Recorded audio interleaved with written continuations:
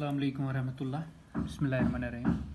तो टुडे बेटा will discuss centre of mass of thin rod, specially this is centre of mass of rigid bodies. हमने इससे पहले rigid body का पढ़ा था सेंटर ऑफ मास, वो आपको याद ही होगा। Generally centre of mass of rigid body वो यूजुअली हम दिखाते हैं 1/m integral of dm into r। This is position vector of the centre of mass, well this is the total mass of the system. ठीक है ना, ये mass of element and this is general position vector coordinate, जिससे हम बाद में represent कर सकते हैं अलग अलग से। ठीक है ना, अब जो रिजिड बॉडी है ना वो आपको पता है composed of many particles and it does not show any change in its configuration on applying the force on it. ये रिजिड बॉडी की प्रॉपर्टी है, खुसूसियत है कि ये बहुत सारे पार्टिकल्स का बना हुआ था जो इंटरेक्ट करते हैं एक दूसरे के साथ, और कोई अपनी कन्फिगरेशन शेप में कोई तब्दीली नहीं दिखाता जब उस पर कोई फोर्स एक्ट किया जाता है। ठीक है ना, अगर एक रिजिड बॉडी इरेगुलर शेप की हो या non uniform distribution of mass उसमें हो, यानी उसमें मास यूनिफॉर्मली डिस्ट्रीब्यूट नहीं हो, कहीं पे ज़्यादा मास है कहीं पे कम मास है, ठीक है ना, तो इसका जो सेंटर ऑफ मास वो हम कैलकुलेट कर सकते हैं इंटीग्रल कैलकुलस की मदद से। ठीक है ना, and if we are having a rigid body of an irregular shape or having a non-uniform distribution of mass, then its center of mass can be calculated with the help of integral calculus। इसी तरह अगर एक body है symmetric shape की बनी हुई हो, तब उसकी position of centre of mass है ना वो exactly lies at the centre of symmetry. ठीक है ना, और on the axis of symmetry. For example in case of अगर आप स्फीयर देखो, डिस्क देखेंगे, पैरेललोपाइपेड देखेंगे, जो सेंटर ऑफ मास वो लाई करता है at the centre of sphere या डिस्क या पैरेललोपाइपेड। ठीक है ना, इसी तरह in case of uniform circular ring हम देखेंगे, जो सेंटर ऑफ मास वो लाई करता है at the centre of the ring. यानी डिफरेंट एग्जांपल्स है एक्चुअली जो हम एक्चुअली इनमें निकालेंगे। तो बेटा इनमें हम we have to actually calculate as far as different rigid bodies will be considered here. हमने उनका सेंटर ऑफ मास निकालना है कि उनका सेंटर ऑफ मास किस पोजीशन पे लाई करता है। तो उसमें स्पेशली ये दो चीज़ें जो मैंने आपको कही ये याद रखनी है कि अगर आपके पास बॉडी है इरेगुलर शेप की है या उसमें यूनिफॉर्म डिस्ट्रीब्यूशन नहीं हुई है मास की, तो उसका सेंटर ऑफ मास जो है ना बेटा वो हमें निकालना पड़ता है इंटीग्रल कैलकुलस से। लेकिन एक आसानी है कि अगर हमारे पास सिमेट्रिक बॉडी है, मास उसमें सिमेट्रिक है, यूनिफॉर्म मास है, तब जो उसकी position of centre of mass वो सेंटर ऑफ सिमेट्री पे लाई करता है, एक्सिस ऑफ सिमेट्री पे। जैसे मैंने कहा स्फीयर हो, डिस्क हो या पैरेललोपाइपेड हो, उनका सेंटर ऑफ मास जो है ना वो लाई करता है the centre of sphere, centre of disc या सेंटर ऑफ पैरेललोपाइपेड। लेकिन अगर आपके इसी तरह आप देखो यूनिफॉर्म सर्कुलर रिंग होगी जिसका हम निकालेंगे बाद में, ठीक है ना, तो उसका centre of mass at the centre of ring होगा। तो इनफैक्ट जो भी आपके पास होमोजीनियस रिजिड बॉडीज होंगी उनका centre of mass coincides with the geometric centre. जो यूनिफॉर्म होमोजीनियस रिजिड बॉडीज होंगी, जो यूनिफॉर्म बॉडीज होती है, रेगुलर बॉडीज होती है, तो उनका जो सेंटर ऑफ मास है ना वो ज्योमेट्रिक सेंटर से एक्चुअली कोइंसाइड होता है। ठीक है ना, तो ये आपने याद रखना है। तो now first of all we will calculate centre of mass of a thin rod. अगर हमारे पास एक थिन रॉड है उसका हमने सेंटर ऑफ मास निकालना है, तो वो कैसे हम निकाल सकते हैं, क्वाइट इजी है ये। तो उसके लिए हम क्या कंसिडर करेंगे, will consider a uniform thin rod जिसका मास हम कुछ m लेंगे, ठीक है ना, एंड विथ लेंथ l। तो चलो मैं यहाँ पे एक रॉड बना लूँगा लाइक दिस। ठीक है ना बेटा,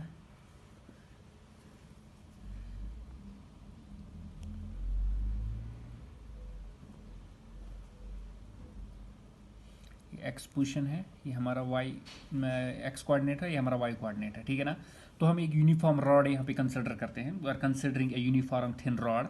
इसका मास हम क्या लेते हैं बेटा, इसका मास हम लेते हैं m, मास इसका हम m लेते हैं, लेंथ इस रॉड की हम l लेते हैं। ठीक है ना, कैपिटल L हम इस रॉड की लेंथ लेते हैं। ठीक है ना, और उसको हमने x एक्सिस की दिशा में लगा दिया है विथ इट्स एंड, कोई एक एंड नाम दो उस एंड का, फॉर एग्जांपल a। ठीक है ना, with its and a at the origin. तो देयरफॉर बेटा इसके कोऑर्डिनेट्स क्या होंगे, जो इसके कोऑर्डिनेट्स होंगे वो बेटा 0 एंड 0 होंगे कोऑर्डिनेट पे, यानी कि एंड a जो है ना वहाँ पे जो आपके पास कोऑर्डिनेट्स होंगे वो x भी 0 होगा, वो y भी 0 होगा, बिकॉज ये ओरिजिन पे लाइक था, ओरिजिन पे दोनों 0 होता है। ठीक है ना, डायग्राम में आपको दिखाई भी दे रहा है यहाँ पे। ठीक है ना, तो अब ये जो रॉड है हमारे पास बेटा, रॉड आपको पता है it is made up of large number of elements. Rigid body है, मैंने आपको कहा रिजिड बॉडी में पार्टिकल हम कंसिडर नहीं कर सकते हैं, क्योंकि जब हम इन बॉडीज़ को देखते हैं प्रैक्टिकली तो इसमें यूनिफॉर्म डिस्ट्रीब्यूशन होती है, तो देयरफॉर पे पार्टिकल्स दिखाई नहीं देते, देयरफॉर दैट्स वाई हम एलिमेंट सेलेक्ट करते हैं। तो दैट इज़ वाई मैं कह रहा हूँ कि ये जो रॉड है ना ये बहुत सारे एलिमेंट्स की बनी हुई होगी जो साइड बाय साइड लाई करते हैं। ठीक है ना, इसी में से हम एक एलिमेंट को सिलेक्ट करेंगे, पिकअप करेंगे इस रॉड में से।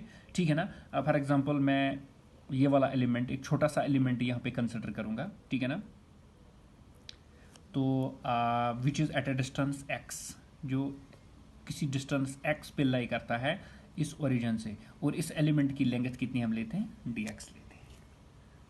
ठीक है ना, इतना आपने याद रखना है। तो once again we are considering uniform thin rod of mass and length l। अच्छा मुझे बताओ mass per unit length of the rod, that's mass per unit length of the rod की मास पर यूनिट लेंथ, तो बेटा that is simply equivalent m/l, that's mass per unit length of the rod. Now हमने कहा कि ये जो बेटा origin है कोऑर्डिनेट सिस्टम का, वो कोइनिसाइड होता है एक एंड के साथ इसको रॉड के, ठीक है ना, पॉइंट ए पे, देयरफॉर इसके कोऑर्डिनेट्स क्या होंगे, 0 एंड 0, ठीक है ना।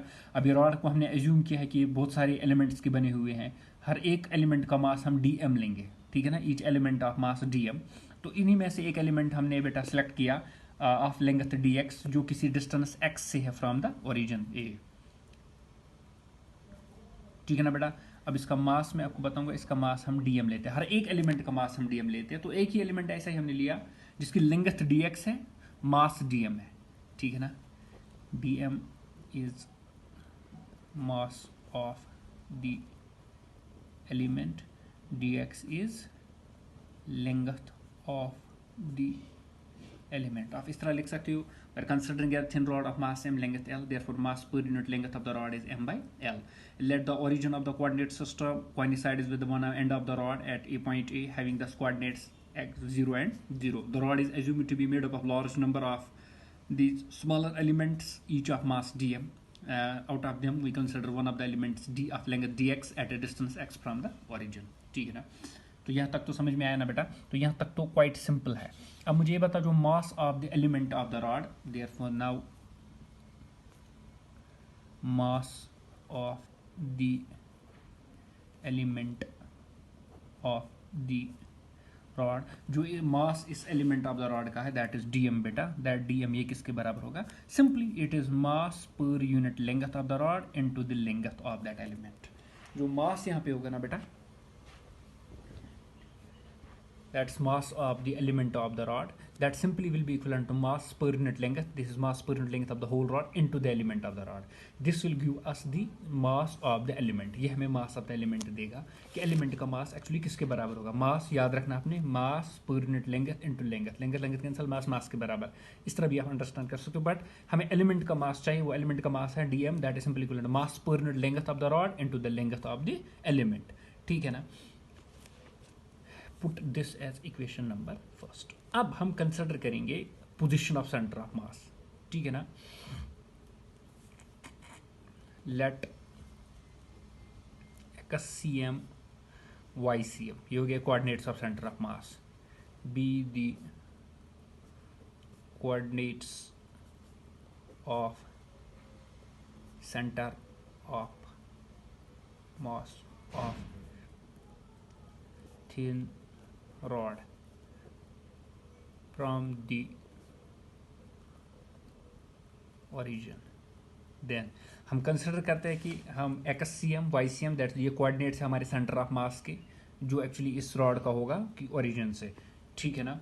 तो देयरफॉर याद होना चाहिए बेटा आपको, xcm किसके बराबर होता है, xcm याद करो बेटा, जनरल में जब आपने रिलेशंस देखी थी xcm किसके बराबर होता है, once again I will show you. जब हमने रिजिड बॉडी का देखा था तो जनरल रिलेशन थी r, जनरल में होता है 1/m dm r, लेकिन जब हम इन टर्म्स ऑफ कोऑर्डिनेट्स तो xcm किसके बराबर होता है, 1/m root of dm into x, y होगा dm into y, z dm into z। ये आपने याद रखना है, these actually are the coordinates of centre of mass. तो देयरफॉर xcm किसके बराबर है, 1/m integral dm into x, है ना। दिस एक्चुअली हमने निकाला है, this is centre of mass of rigid body for x coordinate, this represents the x coordinate of centre of mass of a rigid body, ये हमें already पता है। तो देयरफॉर हमने सिंपली क्या करना है, dm को अपना वैल्यू देना है बेटा। तो देयरफॉर यूजिंग इक्वेशन फर्स्ट, तो therefore you will get xcm is equivalent to 1/m integral of dm को अपना वैल्यू दो, it is m/l dx into x, है ना, बाहर है ना। तो देयरफॉर बेटा m और l बाहर आएंगे, ऑब्वियसली दोनों कांस्टेंट m और m कैंसल हो जाएगा, तो देयरफॉर बाहर के बचेगा m कैंसल, क्योंकि बाहर ही आएगा, 1/l बाहर आएगा, इंटीग्रल x dx। लेकिन ये जो इंटीग्रेशन हमने की है कहाँ से कहाँ तक की है, ठीक है ना बेटा। हमने कोऑर्डिनेट्स निकालना है, हमने सेंटर ऑफ मास निकालना है, हमने पूरी लेंथ का निकालना है। Therefore integral will be from 0 to L, 0 to L, 0 to L, ठीक है ना बेटा। एना समझ में। Now integrate this, you know integration, what is integration of x, it is x square by 2, that's 1 by L integral of x square by 2, चूंकि x का integration बन जाता है x 1 + 1 divide by 1 + 1, that's x square by 2 between limit 0 to L, ठीक है ना बेटा। तो देयरफॉर हमारा XCM will be equivalent to 1 by twice L, ठीक है ना। 2 बाहर आएगा ना, अब पहले अपर लिमिट दो, it is L square minus 0, ठीक है ना। अब एक L कैंसिल हो जाएगा, it is simply L by 2। तो देयरफॉर ये हमें निकला बेटा क्या, ये हमें निकला x coordinate of centre of mass in case of thin rod. अब हम y कोऑर्डिनेट की तरफ जाएंगे, लेकिन आपको पता है y कोऑर्डिनेट क्या है, थिन रॉड के लिए। ये थिन रॉड है बेटा, रॉड थिन है, ये x की जानिब है। हम कंसिडर करते हैं कि इसका कोई पोर्शन y की जानिब नहीं है, थिन रॉड है, ये एक लीनियर लेंथ की होती है, 1 डायमेंशनल होती है। तो देयरफॉर y 0 बन जाएगा and YCM is equal to 1 by m integral dmy। हम कहते हैं कि y कोऑर्डिनेट वहाँ पे है ही नहीं, तो therefore that's equal to 0 as y is 0 for y is equal to 0 for thin rod. Thin rod के लिए y क्या होता है, 0। तो देयरफॉर इट मीन्स, इसका मतलब क्या हो, जो centre of mass of thin rod, ये जो थिन रॉड हमने ली थी वो कहाँ पे लाई करती है, therefore centre of mass of thin rod lies at point, किस पॉइंट पे, x कोऑर्डिनेट L/2 है, y कोऑर्डिनेट 0 है, ठीक है ना। L/2 लेंथ हमने कितनी ली थी बेटा, L, तो देयरफॉर इसका सेंटर ऑफ मास मिडवेज है। L/2 हो गया ना, हाफ L/2 मिडवेज लाई करता है बिटवीन इट्स एंड्स, ठीक है ना। That's lies midways between its ends, ठीक है ना। तो बेटा ये हो गया हमारा centre of mass of thin rod, quite simple, ठीक है ना। अब मैं इसी में एक और केस लेके आऊँगा, ये सिंपल था, ये इस वाले केस में ओरिजिन कहाँ पे था, एक एंड पे था, ठीक है ना। अब अगर मैं इसमें तब्दीली एक लाऊंगा, अगर मैं ओरिजिन जो कोऑर्डिनेट सिस्टम का है ना, वो actually if the origin of coordinate system is at the centre. अब अगर मैं ओरिजिन कहाँ पे लेके आऊँगा, centre of this thin rod, तब centre of mass of thin rod क्या करेगा, वो कोइंसाइड करेगा with origin of coordinate system. तो देयरफॉर बेटा उस वक्त अगर आपसे पूछा जाएगा कि सेंटर ऑफ मास कहाँ पे लाई करता है, वो तो ओरिजिन पे लाई करता है, आपने दिखाना है, ठीक है ना। मैं इसमें एक थोड़ी सी तब्दीली, एक थोड़ा सा केस में बनाऊंगा आपके लिए। Star if the origin of the coordinate system is at the center of the thin rod। अगर हमारा कोऑर्डिनेट सिस्टम ओरिजिन है, कोऑर्डिनेट सिस्टम को वो सेंटर पे लाई करता है बेटा, then centre of mass of thin rod coincides with the origin of coordinate, तब सेंटर ऑफ मास कोइंसाइड विद कोऑर्डिनेट सिस्टम, तब सेंटर ऑफ मास 0 बन जाएगा बेटा, ठीक है ना। चलो मैं आपको डायग्रामी की वो दिखाऊंगा, उससे ज़्यादा आपको क्लियर हो जाएगा।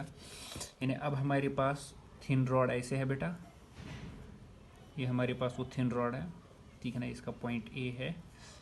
अब और ए आप कर रहा है, ये ओरिजिन एट द सेंटर है, ये हमारा वाई वाला पोर्शन है बेटा इसमें, और ये वाला क्या पोर्शन है, ये एक्स वाला पोर्शन है, ये एक्स है, ये वाई है ना, जेड भी हो सकता है यहाँ से।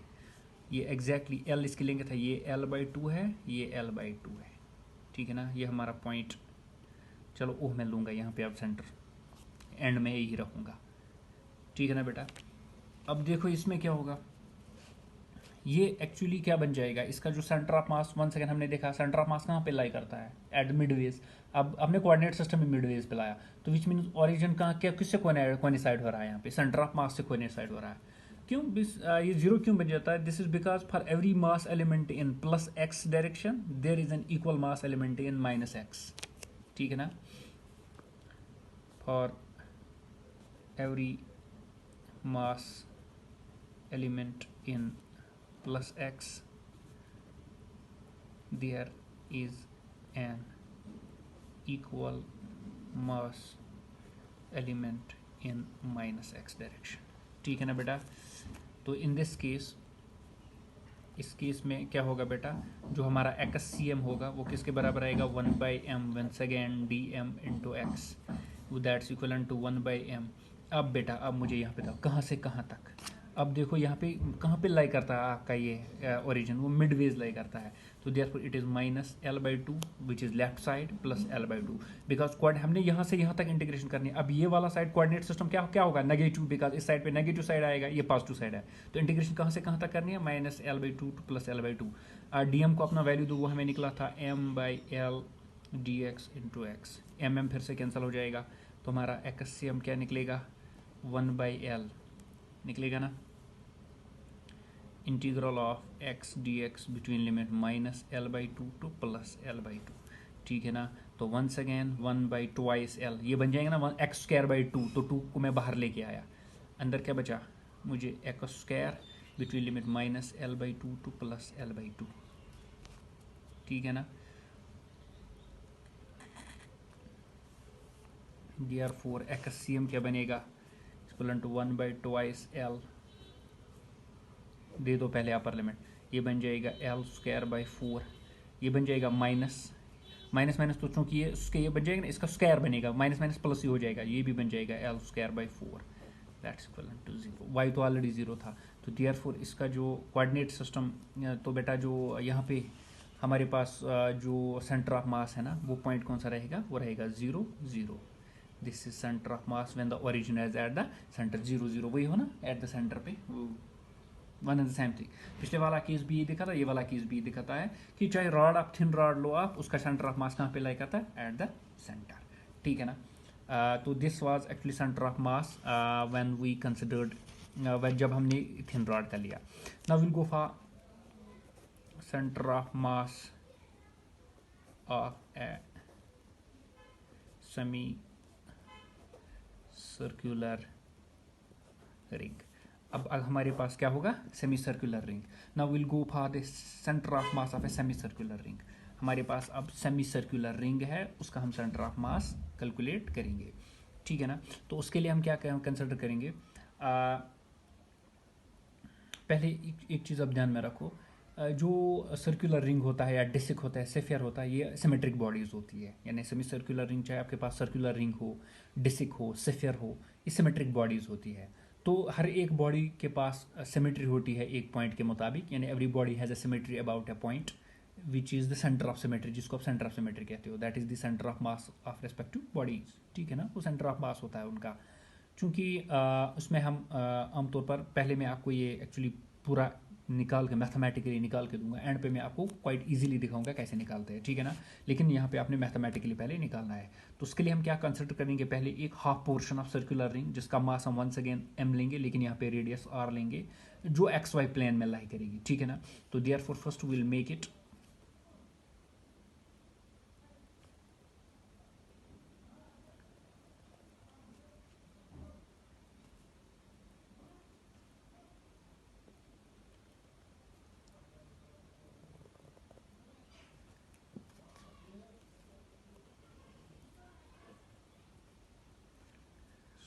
थोड़ा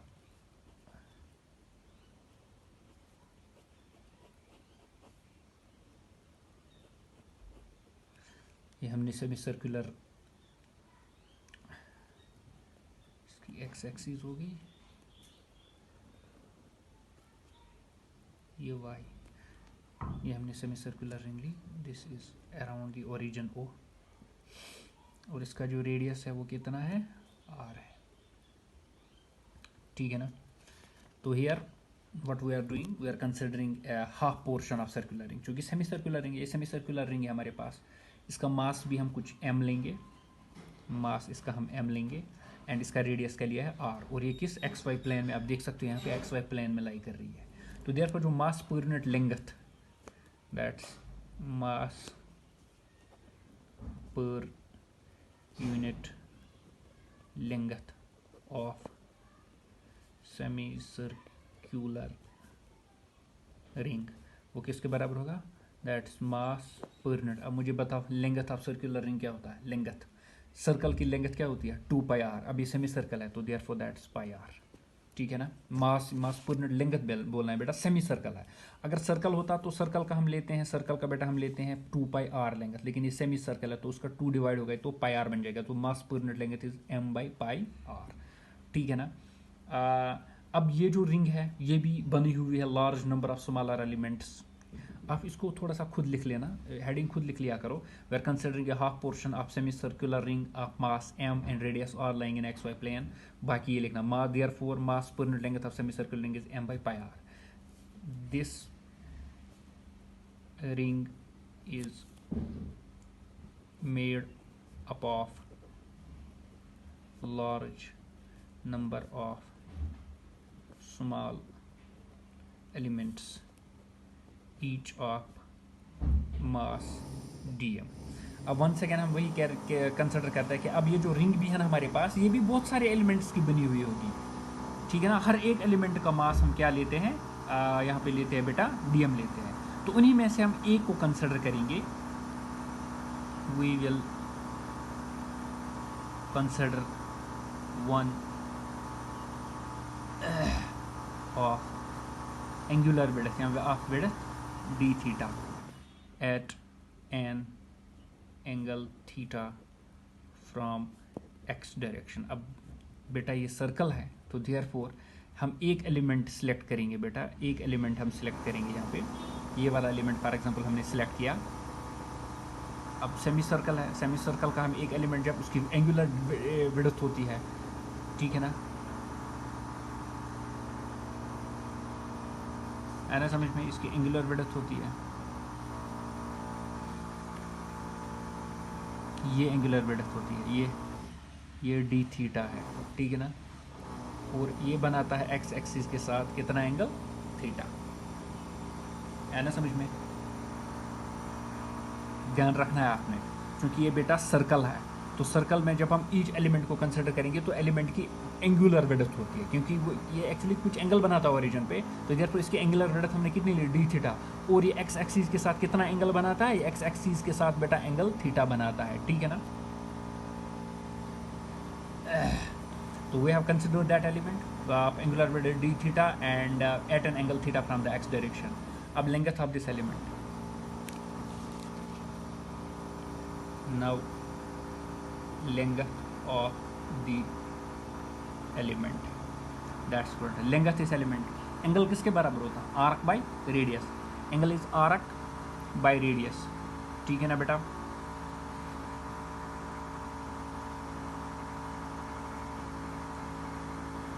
तो dr4 जो लेंथ होगी वो किसके बराबर होगी बेटा? That simply equivalent to r d theta, ठीक है ना, क्योंकि लेंथ होती है किसके बराबर? एंगल होता है आर्क बाई रेडियस, ठीक है ना। थोड़ा सा मैं यहाँ पे लिख लूँगा आपको, एंगल होता है बराबर आर्क बाई रेडियस। यही आर्क इसकी लेंथ है ना, तो देयरफॉर आर्क किसके बराबर आएगी? Angle into radius. एंगल कितना है? D theta. रेडियस कितना है? आर। वही हुआ लेंथ ऑफ एलिमेंट, है ना बेटा समझ। तो ये हमारी लेंथ है आर डी थीटा, ऐसा समझ में। फिर से मैं बता रहा हूँ, हमने लेंथ ऑफ एलिमेंट लेना, वो लेंथ एक्चुअली आर्क है यहाँ पे। तो आर्क एंगल किसके बराबर होता है? Arc by radius. तो देयरफॉर रेडियस कितना है? आर, और एंगल कितना है? D theta. तो therefore angle d theta into r, वो आर्क वही एक्चुअली लेंथ होती है। तो therefore length of element is r d theta, ठीक है ना। ये अब हो गया बेटा। Now coordinates of the elements are. अब कोऑर्डिनेट्स बताओ बेटा, हमने कोऑर्डिनेट्स बताया। ये कोऑर्डिनेट सिस्टम में, ये एक्चुअली यहाँ पे हम कहते हैं पोलर कोऑर्डिनेट सिस्टम है। तो देयरफॉर अब कोऑर्डिनेट्स इस एलिमेंट के क्या होंगे? सिंपल होंगे बेटा। एक तो होगा आर कॉस थीटा और दूसरा होगा आर साइन थीटा, ठीक है ना। दैट्स हमारे पास एक्स कोऑर्डिनेट यहाँ पे है एक्स और cos theta and y is r sine theta, ठीक है ना।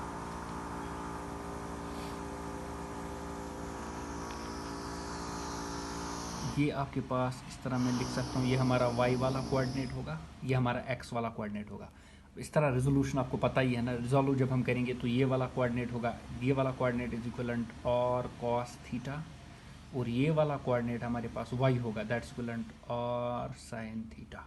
जब हम इसके कोऑर्डिनेट्स देखते हैं, यूजुअली जब हम यहाँ पे कोऑर्डिनेट्स देखेंगे आप, चूंकि it is lying in x y plane, तो देयरफॉर यहाँ पे एक्स कोऑर्डिनेट होगा x remember this, here x coordinate will be r cos theta and y coordinate will be r sine theta, you have to remember this, ठीक है ना। तो x coordinate r cos theta है, y coordinate r sine theta है। As our element is lying in x y plane, ये x y plane में है, और दूसरा ये सर्कल का बना हुआ है, बीच में इसके पास एंगुलर विड्थ है, तो देयरफॉर इसके पास simple coordinates x and y वाले कोऑर्डिनेट्स नहीं होंगे, क्योंकि ये लीनियर नहीं है, एंगुलर सिस्टम है, तो देयरफॉर सर्कल की बात हो रही है। तो देयरफॉर जो कोऑर्डिनेट्स होंगे, इसका एक्स कोऑर्डिनेट हम और cos थीटा लेते हैं, और इसका वाई कोऑर्डिनेट क्या होगा, और साइन थीटा होगा, ठीक है ना। Now dm, that's mass of the element. अब जो मास ऑफ द एलिमेंट वो आपको पता है, इट इज, ये आपने हमेशा याद रखना है, mass of the element simply किसके बराबर होता है, mass per unit length into length. अब लेंथ क्या था, पाई आर, ठीक है ना, pi r into length of element, that's equivalent r d theta. जैसे हमने पिछले वाले केस में देखा, mass of the element is mass per unit length into length of element. Once again यहाँ पे भी mass of the element is mass per unit length into length of element, that's m by pi r into r d theta, ठीक है ना। That is equivalent to r cancel हो जाएगा, it is m by pi into d theta, ठीक है ना बेटा। Put this as equation number first. Now let once again वही वाला XCM YCM be the coordinates of center of mass of semi-circular ring, ठीक है ना। ये हम x और y अब ये लेते हैं, हम x और CM YCM क्या लेते हैं, coordinates of the semi-circular ring, ठीक है ना।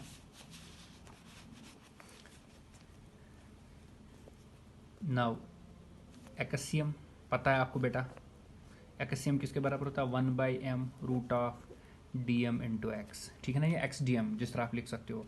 तो देयरफॉर dm को अपना वैल्यू दो, dm किसके बराबर है, m by pi d theta, है ना। तो देयरफॉर हमारा x c m will be equivalent to 1/m m by pi d theta into x, ठीक है ना, आना समझ में। That's equivalent to 1/m। इसी तरह नाउ इंटीग्रल ऑफ x किसके बराबर है, x को अपना वैल्यू अब देना है, तो x हमें ऑलरेडी पता है, x किसके बराबर है, और cos थीटा, x कोऑर्डिनेट है और cos थीटा है, तो देयरफॉर x के बदले ये मैंने क्या लिखा है, pi, it is m by pi, मैंने लिखा है pi by pi, sorry it is m by pi, m cancel हो जाएगा, चलो यहाँ पे मैं लिखा है, मैं m को बाहर ही लिखे रखूँगा। तो अच्छा x किसके बराबर था, और cos थीटा, ठीक है ना, और क्या बचा है अंदर, 1/पाई और है डी थीटा, है ना। देखो बेटा m और m, तो m को मैंने बाहर लेके आया, 1/पाई डी थीटा, इसी तरह है x को वैल्यू देना है, x किसके बराबर है, x है और cos थीटा। अब मुझे ये बताओ कि हमें एक्चुअली बेटा इंटीग्रेशन कहाँ से कहाँ तक करना है, हमें centre of mass semi circle का निकालना है, यहाँ से लेके यहाँ तक, तो ये एंगल कितना है, 180, that is from 0 to pi, ठीक है ना बेटा, that is from 0 to pi, this is 0 to pi. अब देखो m एंड m कैंसिल हो जाएगा, r और पाई बाहर आएगा, तो देयरफॉर चलो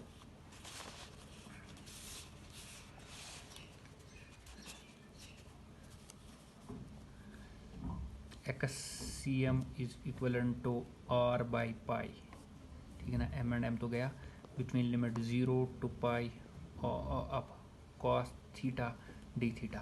Now what is integration of cos theta? It is sin theta, that's r by pi sin theta 0 to pi।